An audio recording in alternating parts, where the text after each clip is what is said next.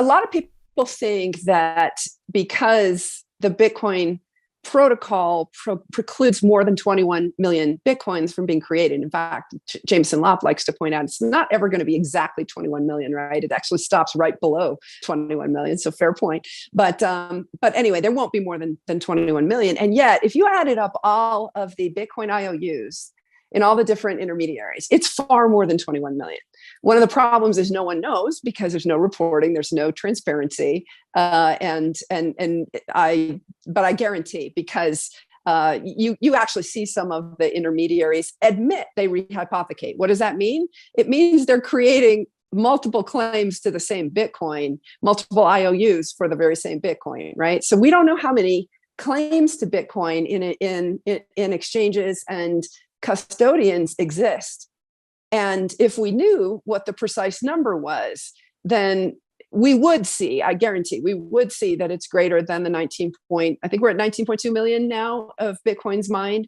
And so the actual, the real supply is far less than the IOU version, right? And that, so basically fractional reserving crept into Bitcoin through all these derivatives and lending platforms. Okay, so I think that's a given. I think most people wouldn't quibble with that.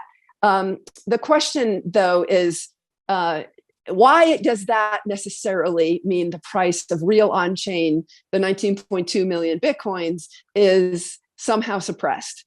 How did it cut the top off?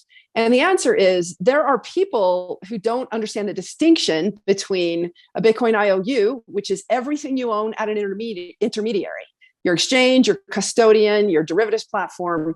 When you send them your Bitcoin, they give you an IOU back. It's not real Bitcoin. The only Bitcoin you own directly is the Bitcoin that you self-custody. And so what happens when those intermediaries satisfy real demand with supply that they created out of thin air?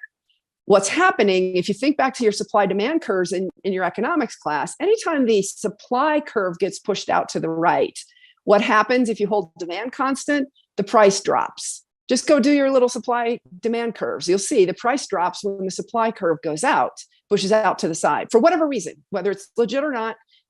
You actually see the supply curve go out to the right, price drops.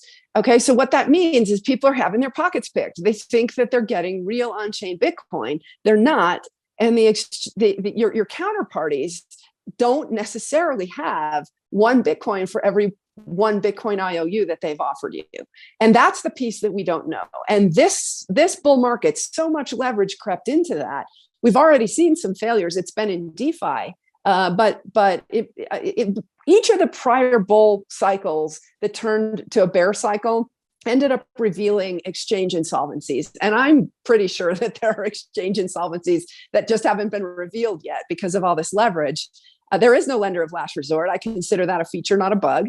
But the only way you benefit from that lender of last resort is if you self-custody your Bitcoin. If you're holding it in an intermediary, then you've lent it to a leveraged intermediary that may or may not have it.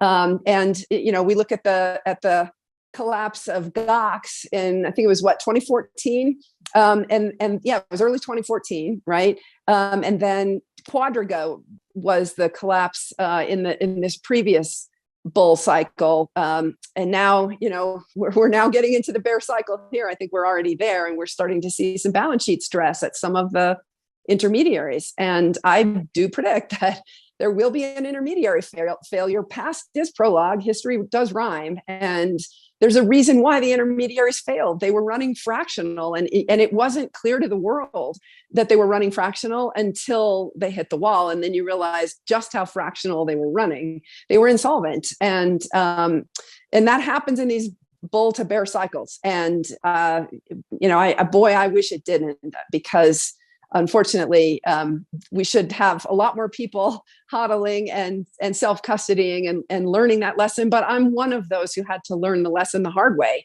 by losing Bitcoins in Mt. Gox. And boy, did I consider that cheap tuition, because I dug in and finally figured out how to self-custody, and it made a big difference.